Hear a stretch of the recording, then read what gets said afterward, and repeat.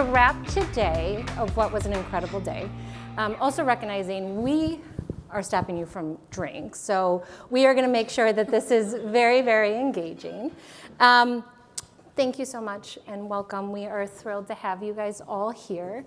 Before I get started, I just want to make a quick note that the views expressed are solely the personal opinions of the panelists and do not represent the views of their organization.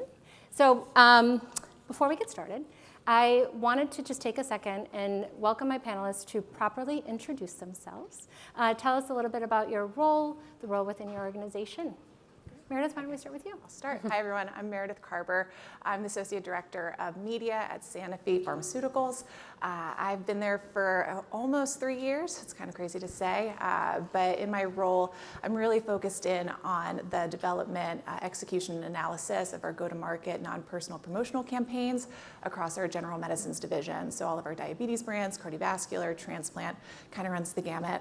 Prior to that, I spent a little over 8 years on the agency side, working in a strategic development and implementation process on a variety of different brands, ranging across 4 different verticals, and really focused in on that, developing those media campaigns with my clients and in partnership with our teams to really put our best foot forward and drive maximum results. So that ranged in 4 different verticals across financial services, CPG, luxury, beauty, fashion, and then finally pharmaceuticals, where I was working across 7 verticals by the time I made the move over to Sanofi. So it's great to be here. Nice. Kristy? Thank you. Kristy Quagliariello, KQ, Kristy Q, whatever you want. I have a very long last name, so people struggle with it. I'm the VP of Programmatic at Klick Health. I lead a programmatic team. I work really closely, cross-functionally with our planning teams, analytics teams, and our partners like DeepIntent. We're very much a programmatic first organization. Prior to my time at Klick, which is same as you, Meredith, 3 years, which is crazy. Celebrated my anniversary, I think, last week. I spent time at OMD working on CPG, auto, other verticals, and prior to that, spent probably the first 6-7 years in programmatic on the ad tech side. So have experience on both sides of the fence. Yeah. Hi, everyone. I'm Melissa Gordon-Ring. I am known as MGR. Look at that. I'm just going to say it. It happens. So I am the Global President of Health at Initiative, and it's my great pleasure to lead a number of the largest kind of healthcare businesses and clients. I joined about 1.5 years ago, a little more than that, in a newly created role because our agency was growing so significantly within the healthcare space. And I think they actually realized, hey, we need someone who has worked in healthcare before. And it was, I think a marriage made in heaven in a lot of ways. What I get to do is really help support my leaders to, ensure that we are delivering the best product for our clients, partnering in new and different ways, pushing them to learn and think differently across both HCP and in DTC. And I personally believe in, microphone. I feel very strongly about working in health. I've worked in and out of health in my 20+ year career, but I always kind of keep coming back to it because I think it's so important. Some of my teams have heard me say this, but if we do our jobs well, then we actually get to make people feel a little bit more control of something that they're not in control of, whether that's doctors or patients. But more importantly, just really help ensure that our teams have everything that they need to partner successfully with clients and then continue to push them. And I love the concept of talking earlier about being fearless and making people uncomfortable. That's what we try to do in a good, safe way. Privacy and compliant too, obviously. Of course. But it's been a great experience. I'm really happy to be here today. Wonderful. Well, I want to start off and talk a little bit, we're going to ease in. I want to talk a little bit about mentorship and more importantly, allyship. So Kristy, I know we talked a lot about this leading up to this. Can you share a little bit about the impact that's had on your career journey, specifically within Klick? And then more importantly, I also think what's important is when allies don't look like us, right? And how male allies and the role that that's played. And if you could share a little bit about your personal experiences, that would be a great place to start. Thanks, Lisa. I know when we had our first conversation together, I was telling Lisa about probably one of the biggest allies and mentors in my career, and especially at Klick, was my former boss, Dave Leitner, who a lot of people in this room probably know. Dave was an incredible mentor and really pushed me to do events like this, speaking engagements, and gave me the autonomy to lead my team and trust in the decisions that I was making with my team and the hiring decisions and the partnership decisions as well. And even before my time at Klick, when I came over from the ad tech side to the agency side, I had never managed anyone before. I had a robust experience in digital marketing and ad tech, but never managed anyone. And I think that for a lot of hiring managers, that's like a blocker. Like, you've never managed someone before, we don't want to give you that opportunity. And I was really fortunate at OMD when I moved over to the agency side that my former boss, Tom, gave me that opportunity, very similarly to Dave, really trusted in me, gave me that autonomy, let me kind of sink or swim. And I think a lot of times, I think young women or women in general are looking for an ally that looks like, or a mentor that looks like themselves, but sometimes allies and mentors can be in the form of someone of a different gender or someone that's not working in our industry. I think it's really important to note that versus, I think it's like my analogy is kind of like dating. You're gonna try on a lot of shoes and someone's gonna be there for you and help you navigate that. Yeah. Melissa, I'm curious your perspective, because in your role, I have to imagine that a lot of people come to you to mentor them. So, everybody's had someone help them along the way. If you've had any personal experiences or how you've leveraged your network to be the global president? I feel very lucky that since the beginning of my career, I have a group of strong, smart women that I use as my kind of board of directors, and some gentlemen as well. But I think it's really important to have a sounding board of people who understand you for who you are. Not necessarily who you think you are or who you want to be, but who you actually are, and can have those realistic conversations about your strengths and your weaknesses, and are you sure that this is what you really want or what you need?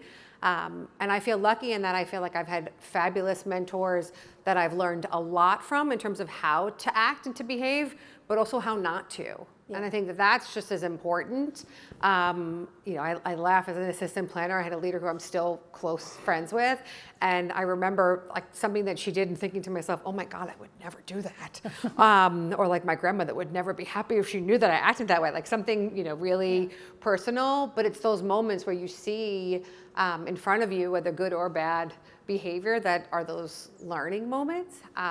I also personally, though, try to be as approachable as possible to everyone. I talk to everybody. That's probably a shocker, not a shocker for those that know me, but I talk to everyone, and I talk to everyone in the office. I'm chatty with a zillion people, but I love when people want to bring me in and say, can you help me? Can you mentor me?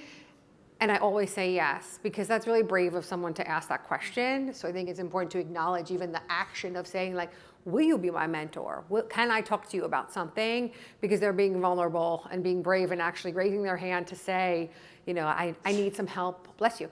I need some guidance, and I'm here for it, so. Yeah.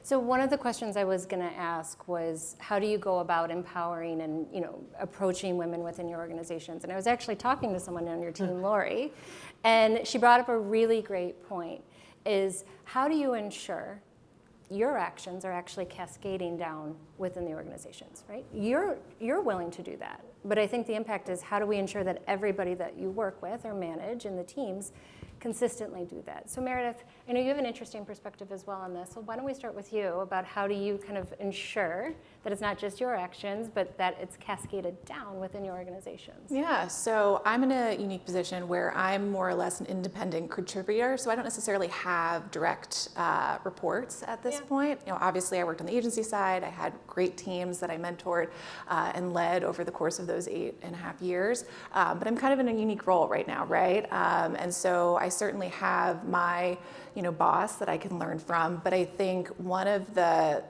greatest things that I learned very on in my career, one of my first agencies, my client at the time wouldn't let anyone below a director level in the room. When there was any ideas, when there was any discussions, it all had to be director level and above. And I can understand that, being on the client side, having that perspective. I can understand where there are certain conversations where not everyone can be in the room, but a lot of those individuals who are in those more junior positions, they're the ones who are doing the day-to-day. Yeah. They're the ones who are really leading the charge on emerging technology, having not been on TikTok until very recently, solely for work. And I know we all laugh, but it's those type of things where our junior level teammates are the ones who are bringing a lot of ideas and know a lot about the day-to-day, and there's a lot of value there.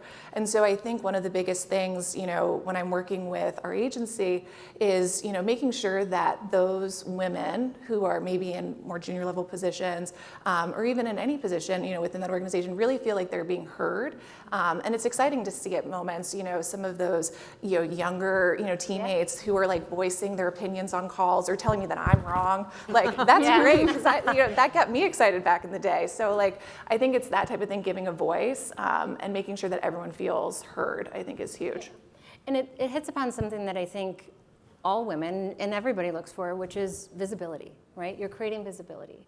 Kristy, I know that you have a large team, predominantly women. So what are some of the ways that you focus on bringing visibility to them that maybe are things that we can all take away? Yeah, kind of echoing what Meredith said, really making sure everyone has a seat at the table, whether it's a simple thing like copying the team on emails and making sure they have a higher perspective.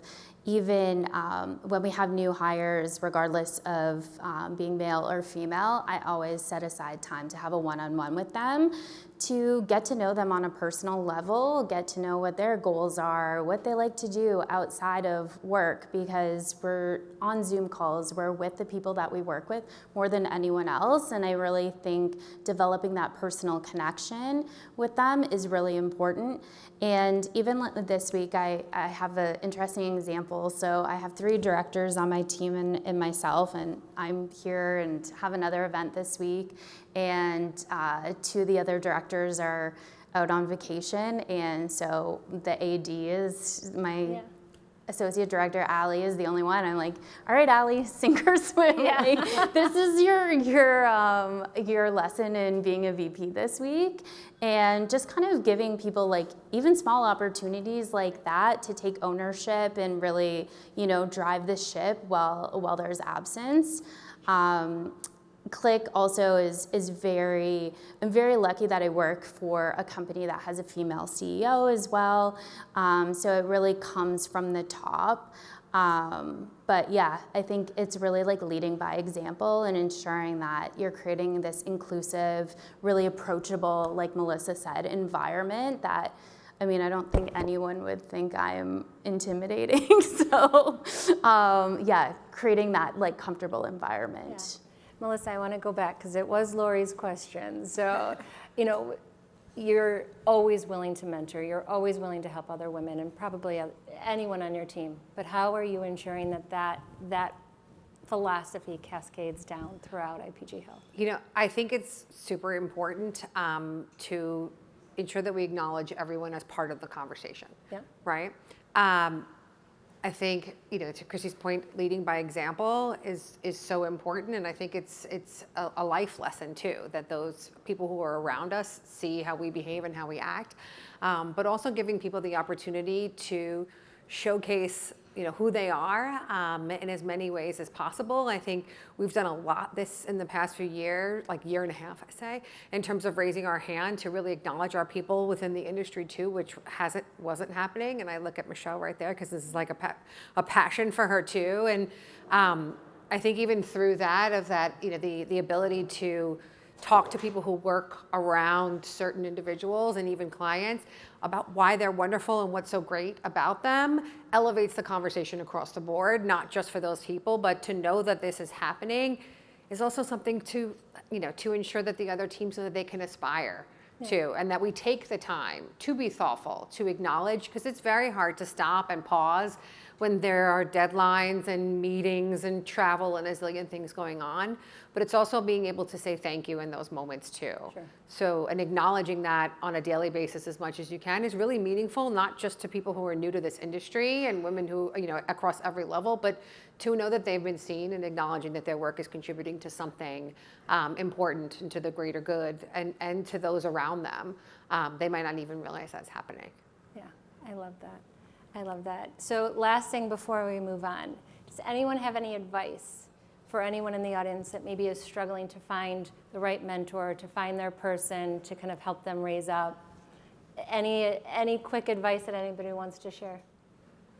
I think I can kick it off. I think first and foremost, while it can definitely be discouraging if there isn't an organic fit within your team, that doesn't mean you can just say, oh, well, that's it, and moving on.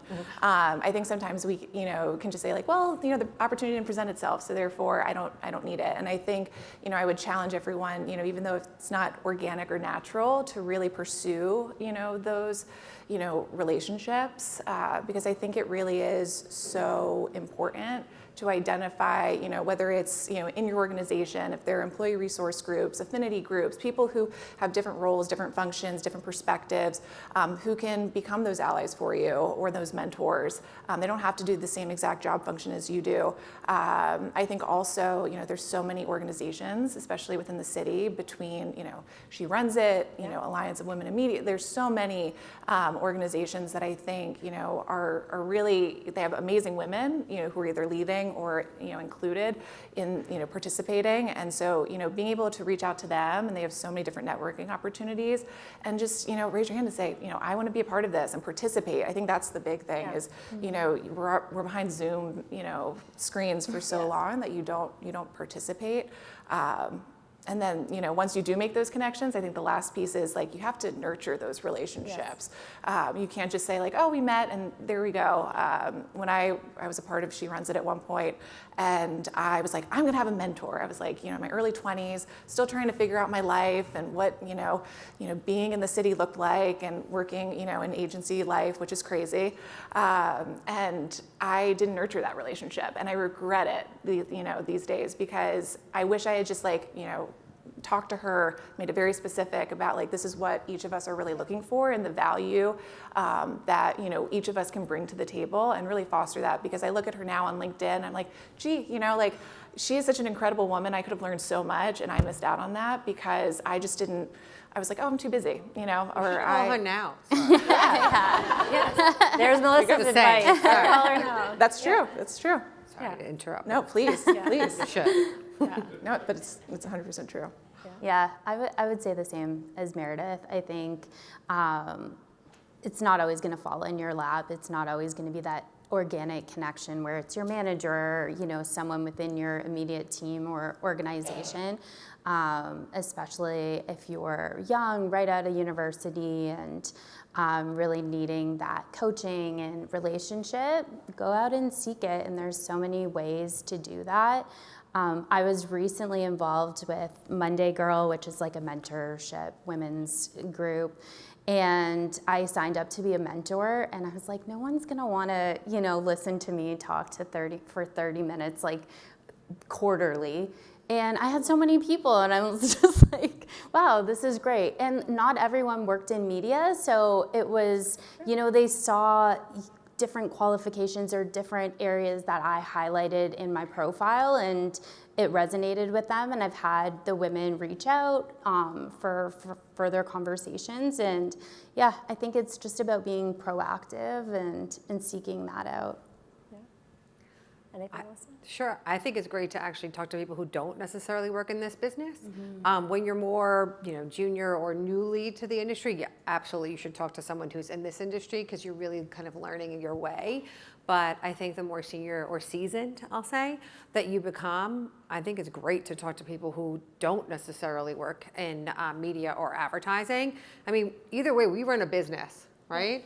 So anyone who has, business experience, I think can be really helpful. And more importantly, diversity of thought, I think is so helpful. We talk about diversity so much, but to me, diversity of thought is just as critical to be part of the conversation, because someone's coming from a different place. Like, their journey has been different than yours, but I guarantee someone's been through a challenging situation with a boss or a coworker or a client, and hearing, different ways to approach resolution, I think can be really eye-opening. So don't put yourself in a box when it comes to what you think that you need to have as a mentor, because it could just be someone that that is successful in what they're doing and is a problem solver and has time. Because the time piece too, I think, is an interesting part. You talk about the 30 minutes, but it's a commitment too. You want someone who's also going to say, I'm committed. I'll be there when you need me. We'll have this, you figure out what those terms are in terms of how you engage and how often you engage, what that cadence looks like, but will you really be there if I need you? And that's what true mentorship, I think, is. It's like when you're in the thick of it and you need help or support or a solution, someone who's going to be committed to actually being there. Maybe not in that moment, but like, hey, I'll call you back as soon as I can, type of thing. Absolutely. And I will say my one piece of advice that I ever give to everybody is make the ask. You miss 100% of the shots you don't take. So it can be intimidating. I agree with Melissa. Call her, right?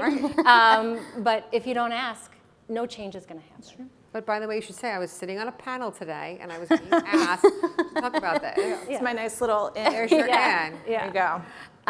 So I want to switch gears a little bit, and I want to talk about change and progress. And that means something different to all of us, right? So when we think about progress, Melissa, let's start with you. What does progress look like to you as it relates to women in leadership?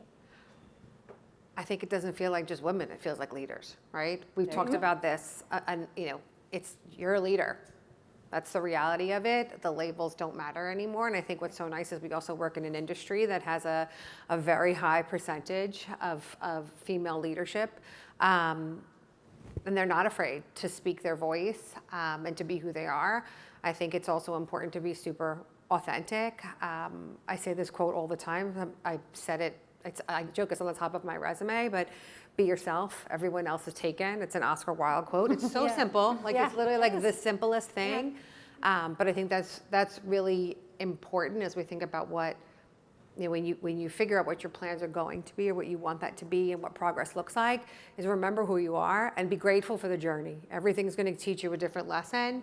And the grateful part is so critical because it changes your perspective across the board. Be grateful that you're dealing with the problem because you got a promotion or you're growing or you're shifting or you brought a new client and oh my God, it's so stressful. But wow, I get to do this versus I have to do this. Yeah, so. I love that.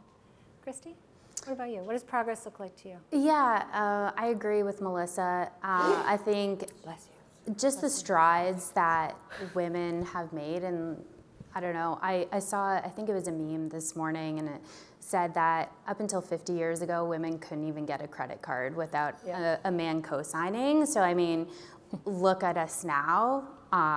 You're the CRO, you're the head of, a media agency.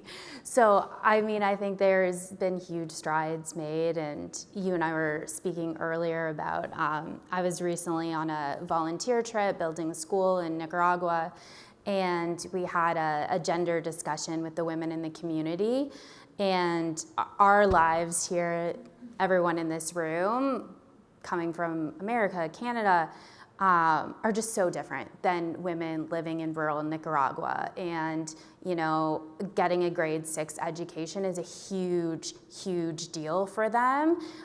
So I think when you compare where we are to a lot of these developing nations, it's just like night and day. So there's still so much education to do to get the rest of the world to follow. But I think we're like continuing to go on the right trajectory. Yeah. Yeah, I think it's interesting, there has been, historically this bit of a double standard, right? In terms of when you do self-promote, you're considered, non-likable, but then, when you don't, you're considered, less competent. And there's research to show that. And I think as women, historically, we've been socialized almost to try to diminish our successes or achievements, or say, you got this role because of luck, right, instead of skill. And I think, to your point as well, like, we're not women leaders, we're leaders. And I think that mindset shift has, just amplified over, the course of so many years. And I'm so lucky that I work in an organization that, I do have female leaders that I can learn from. I think also, the point of, male allyship too is so important. And bringing them into the conversation, because I think there's so many, leaders that I've had or mentors that are also men. So, it's, I think it's, you can't negate, that as well in the perspective. And, I think ultimately it really just comes down to the fact that, these individuals, like, they're going to nurture you, they're going to take care of you. And I think that's it's huge. Yeah. And I think, too, Sanofi's doing some really great stuff. So one of my questions was about the strategies that you supported and are deployed within your organizations to, again, drive what that progress is. And I know you talked a lot about some of the ERGs and different things. I'd love if you can expand and share for the wider group about not only what you've supported, but more importantly, what you participate to, again, drive that progress. Yeah. So I think one of the biggest challenges that I've run across in my career is, it's not, at points, there are times where you might say something and it's, overlooked, right, or glossed over within the course of the conversation. And then a few minutes later, somebody else who happens to be male says the exact same thing, and it's now, Bible. And wait, 1 second. Can the women raise their hands? Who has that happened to here? Can anyone, can we just, all right, just awareness. What I would just say is actually raise your hand if it hasn't happened to you, because it looked like, sorry. And it's funny because, I actually, I was doing a little bit of research on this, because it doesn't just apply to us in this room or in our industry. It encompasses, all industries, all levels. Even in the Obama administration, when 2/3 of the male aides were men, women were struggling to get into the room and then weren't being heard when they were in the room. And so they developed the strategy of amplification, where they basically identified a female ally, and they, an individual would voice their idea or recommendation within the room. Another, their female ally, would, acknowledge that, repeat it, and then give credit back to the author. And it was amazing because as a result of that, the men had to recognize who the initial thought came from. It reduced anyone else taking credit for that idea. And then fast forward, Obama is bringing more women into the room to share ideas. And I can witness that firsthand within my organizations that I've been in, where, having those female allies and having that individual who supports you, whether it's your ideas, who you are, and can advocate for you, and then vice versa, right? It's not a one-way street. I think that's a huge part of what makes, our organization and organizations that I've been a part of in the past, where there might be some of those challenges, so successful. Oh, I love that. Wow, by the way, being on Obama and everything is great. A little research. Yeah, I love it. I love it. Kristy, what about you? Let me think on it. Yeah, of course. Well, I'm like so enthralled with I know. I Meredith's stop reading. history lesson right No, now. I think that's so helpful, and I think that's so important too. It's the acknowledgement, right? I think whatever we can do to try to help people own what they've said, I think is important, and I love that concept. I think that there's a lot that we are doing, but I think there's a lot more that we can be doing. Yeah. I think especially in the past few years, it's hard for people to also find their voice, given the duality of where we've been living and how we've been working. And some people are more comfortable behind a screen. And it's how do we just do our best to kind of pull out or extract as much of that person as possible in a way that makes them feel comfortable. So finding those areas to give them a moment to shine, I think is someplace that we could actually do a lot more of what we're doing now. But I think that we have a lot of strong female leaders within our organization, and there's a lot to learn from each of them, but I think that we could all lean in a bit further and build off some of the BRGs and the things that we have organizationally. But as every organization goes through transition, as ours is going through, and I can't imagine every single one, everyone's going through transition right now, even pharma companies we were talking about earlier, is to find those new ways and those new practices and processes to put in place to ensure that we are thoughtful about providing that voice for our future generations of leaders. Yeah, and something I say a lot is small changes can have a lasting impact, particularly on this topic, right? Just by repeating someone else's idea and giving credit. That's not, I mean, it's wonderful, but it's not as if it's a massive thing. We all can do it. So the small changes we make can drive an impact, and that 10% change builds on 10% and 10%, right? So I think sometimes we think we have to change the world. No, we have to change one thing, and then let's change something tomorrow and then on. It's like the book Atomic Habits, where it's like habit building, right? Yeah. But what I was going to say on top of Meredith's quote there was, so many times, especially when I was on the ad tech side, you'd be, as a female, you were invited to the conversation for like female representation. And I'm sure that's like another scenario that a lot of women in this room have dealt with. And I think when you get that opportunity, while at first you might kind of think it's a little bit offensive, I think it's really important to take that opportunity and be there and let the men in the room and everyone know this is why I'm here. It's not just because I'm a woman, it's because I have this expertise, I have something to contribute. And I think that's really important to take advantage of those opportunities that might at first seem a little offensive or, No, you're in the room. Yeah. Make the most of it. I love that. I love that. I think building upon that too, you're kind of like speaking to like your personal brand. I know that sounds like so cliche. I even told my dad this weekend, I was like, yeah, I'm talking about my personal brand. And he's like, what? What is that?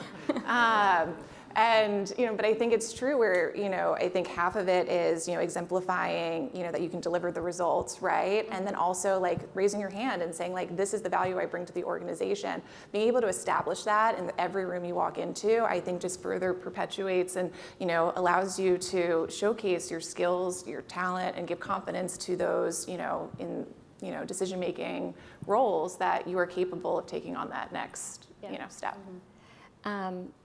One more question, well, two more questions, because I have one for Melissa too. But we talked a lot about allyship with men and leadership, and it is really important. Some of mine are in the room, and it's key. I was wondering if anybody could share, Melissa, Kristy, Meredith, just personal experiences on what that collaboration looked like, and then how that led to your journey of growth within your organizations. If anyone has just a personal anecdote or story that maybe they could share. I could start. Yeah, that'd be great. I've worked with a number of different female leaders, and not in this role, but in a previous role prior to this.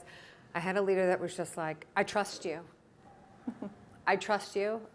I'm here to give you what you need and air cover, but I trust you.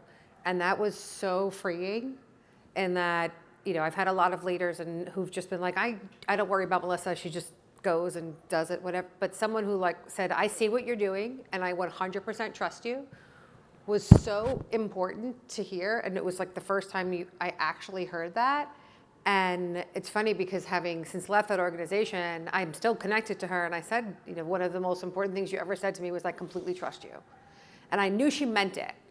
Sure. And that was like a pivotal moment for me because, we were talking about this outside. When you have imposter syndrome, right? And whether you want it, whether I acknowledge it or not, it comes up all the time. Well, when someone really says like, I trust you, you have to believe it because it's not, your internal dialogue. And that was a huge moment for me. And I think it's helped me as I think about trying to be a mentor, really trusting people. What do you think is the right thing to do? Yes. Was so powerful. And that was, just a little moment for me. Yeah. Yeah, I would say, again, mentioning Dave, really, yeah, trusting me and giving me the autonomy to make decisions, whether they be about staffing, tech, whatever it was, and not, being over my shoulder, checking in every single thing that I'm doing. I think really having that trust and just allowing full autonomy and supporting me in my goals. For me, public speaking is still something that scares me. So, opening up those doors and those opportunities and supporting me was really, really crucial.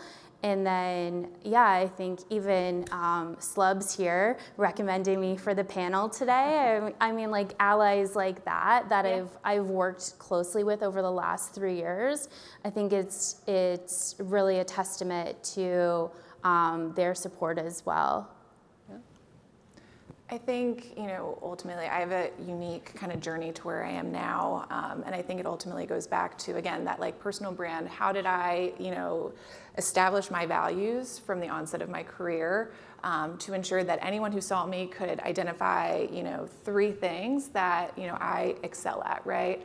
And kind of going back to what I was talking about earlier with the personal brand. And I think that, whether it's internally, being able to get those opportunities and having, your senior leaders giving you that confidence that you can just take something on. Sure. That happened with me when I was at my agency and we won a new piece of business. And I hadn't worked in pharma before. And I was now the associate director on a pharma piece of business. That was fun.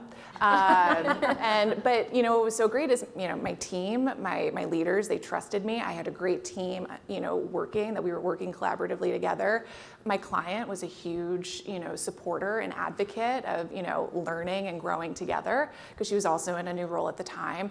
And fast forward, now she's my boss. Yeah. So it all kind of, when you build those relationships, when you establish what your values are, what, really your foundation is in terms of, what you're going to bring from a value perspective to the organization, and also what you expect in return, I think it's huge, and it can really, change the course of where you end up. Yeah, I love that. So before we open it up to the audience, so I'm a mom to a 4-year-old. So it wasn't until I became a mom when I realized how important representation was. And Melissa, I know you have a young daughter too.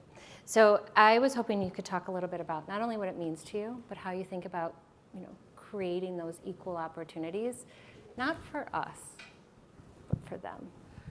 I have a 6-year-old. She just turned 6, but she thinks she's like 20. I also have 2 stepdaughters, or bonus daughters, depending on the day is how I refer to them. One is graduating college, and one is a freshman in college. So I think I have a unique kind of perspective. Obviously, I'm with my 6-year-olds every day, and I get to sprinkle in and sprinkle out with the other ones. But I want to show my daughter that it is, okay to be a strong leader. It is okay to not be a mommy all the time. And that's really tough. And she, and I have a husband who gives me a lot of support, 1,000%. But I teach her a few things all the time. I try to find those teachable moments whenever I can. Specifically, one time she was riding her bicycle and she was like, "Mommy, I need your help." I was trying to ride. And I was like, how do I make this a real moment? I was like, well, what would you do if Mommy wasn't here right now? She's like, well, I'd get up. She was stuck somewhere. And she's like, I'd get up and I'd pick the bike up and I'd keep going. I was like, okay. I was like, well, you are brave and you are strong and you can solve your own problems. And that is a little mantra that we say every day. I also say it's okay to ask for help, but you have to try to solve it yourself. So I try to lead through example. I am an optimistic person. But as a mom, I think it's so important to show her that I'm not afraid and that I'm the one that's doing a lot of the traveling. And she helped me pick out what I was wearing last night, and she has an opinion, and, I tell her what she wants to do. She wants to be 5 different things.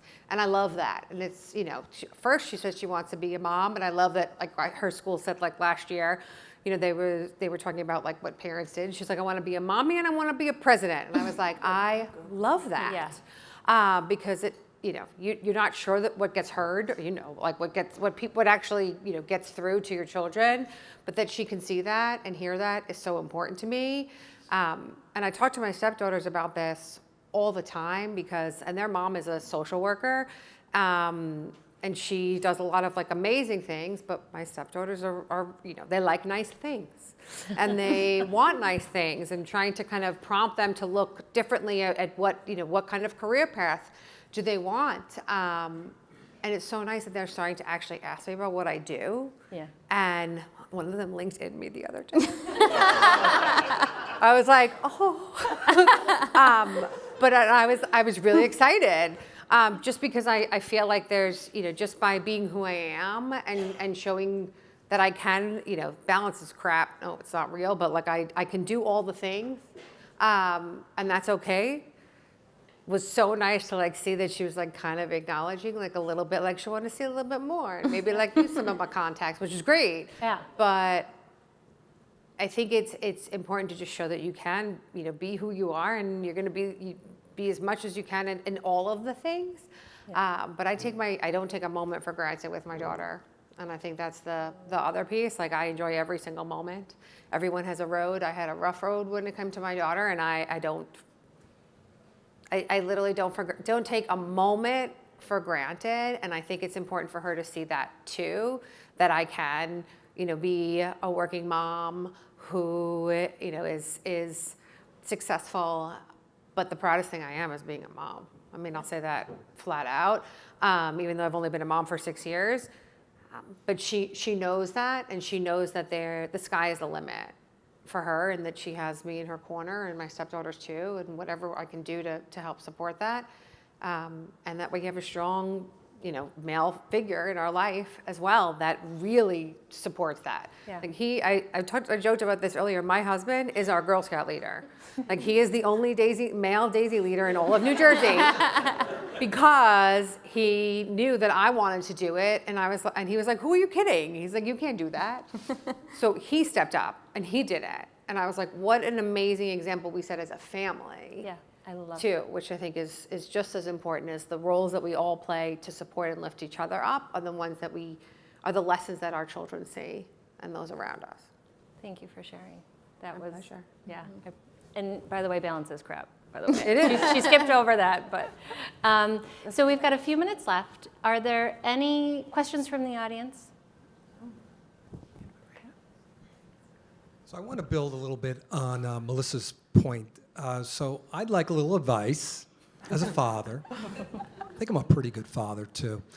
But what advice can you give for a father who has an older daughter, as she's going into the work world and everything else? What sort of advice do you give a father for kind of understanding the situation that you're in and kind of empowering women in the workplace, and what else we could do? Oh, what a great question. Meredith, did you want to start?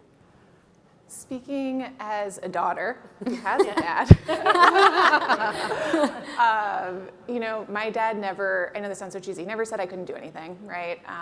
He doesn't really get what I do now, but I don't think anyone does when you try to explain to your parents what is media, but, I think, ultimately he established, very simple principles, just outside of, being a leader, how to manage my finances, how to just, be confident in who I am. I'm 6'1". I was taller than all of the boys growing up, right? Like, I had a lot of insecurity for a lot of parts of my life.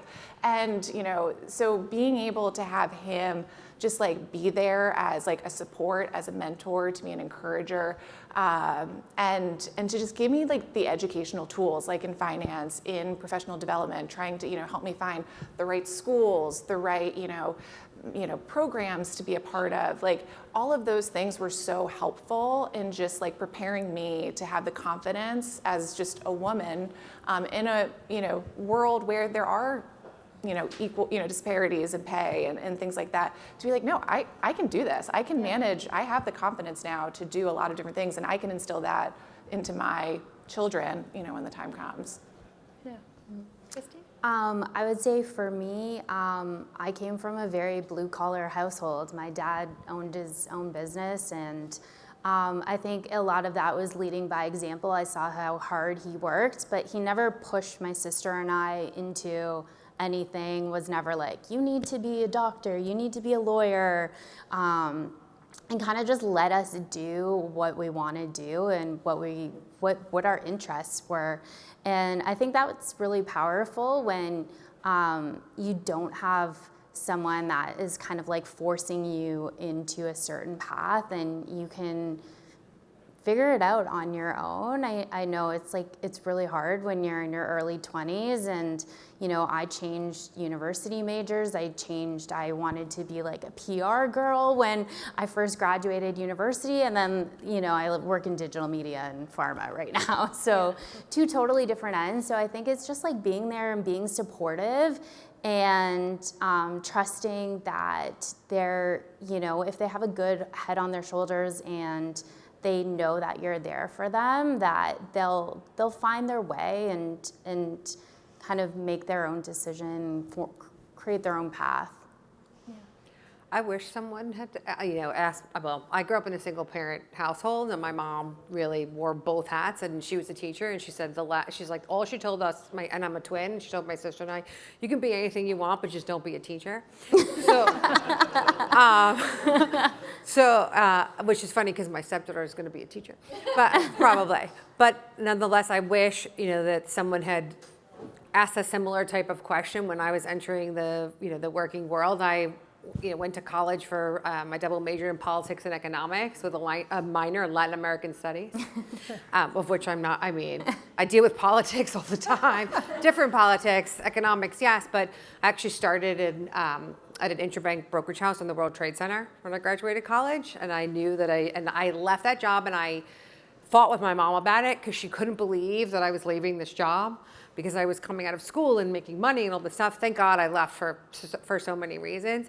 But I wish the advice that someone had given to me as like a parental figure would have been, it's okay to not like something, but you have to listen to your gut, right? Listen to your intuition and to not apologize for yourself. Because I feel like I felt like the first few years of my career, like when you're still uncertain and you're new and you're like learning, and when I got into media, because I went for like career consulting and took like Myers-Briggs tests and like went to the library, and that's how I got into advertising. But I felt like I apologized so much of those first few years because I just didn't know. And I wish someone had said to me, stop apologizing. Like, it's okay not to know. So that would be my advice. But I'm sure you're a great dad, Brooks. Yes. Buy my daughter an Eagles jersey. There you go. Go Eagles. Yeah. Any other questions? I just have a comment. I'd like to wish Kristy a happy birthday. Happy birthday. And this was all very important, very helpful. I'm raising 3 boys. So It's important, going though. through Yeah, so we're going through the other side of it, like making sure they're respectful and growing up and understanding all these things. And coincidentally enough, my wife is actually the pack leader for the Cub Scouts. See? So, Yeah. because I'm the one that has to challenge at the time. So we definitely Balance, try to play those different roles. right. It's important. So before we leave, and we head to the bar, I, of course, would like to thank all of you on behalf of DeepIntent for your time, your thoughtful contributions. And before we go get a drink together, can you give one quick piece of advice to the audience? It could be about mentorship, allyship, change, Girl Scouts, whatever it is. What is a quick piece of advice we can leave the audience with before Adam kicks us off? I can start. I think one of the biggest pieces of advice is being able to identify something that's urgent for something that's impactful, right? I catch myself many times saying, all right, I have to get this done. I have all of these things on my list. I need to check. And I think sometimes I can say, well, I'm too busy to go to that ERG meeting because I have all of this on my plate, or I'm too busy, or I'm too tired after a long day of work to go to a, volunteering event or to just a networking event. I think we all can catch ourselves. And I definitely think, mental health is important, and making time and ensuring that you have that mental capacity to, be there and actively participate is huge. But don't be complacent, make sure you actively, engage with your community, and make time for those things that are ultimately impactful, not just to yourself, but it's ultimately going to help your organization because you're just continuing to be a better leader, whether you're a woman or a man. And I think that's ultimately what all of our companies want us to be, so. Yeah. Kristy? Yeah, just ask. I think it doesn't hurt to ask. I mean, the worst that someone can say is no to you, and I think it always prompts the conversation. Maybe you're not going to get what you want right now, but you can hopefully work towards that.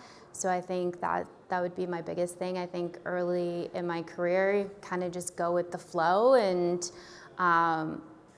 just hope or expect that opportunities are going to come to you, and that's not reality. I think really just finding your voice and making sure that you stand up and you ask for what you want. Yeah. I would say two things, but they're kind of intertwined. But say yes more. Say yes to things that are new and different and uncomfortable. Say yes, like try new things, because it changes your perspective and you just might like it. But it's also okay to say no. So that's my second piece, is it's also okay to say no. I think, especially even as women, like we have a very hard time saying no, but it's okay to say no. And be deliberate about it and own it, and don't give an excuse or a whole diatribe after of like why you're saying no. It's like, no, I'm sorry, that doesn't work for me. It's okay. Yep. Yeah. Good. Well, thank you. I appreciate it. Thank you.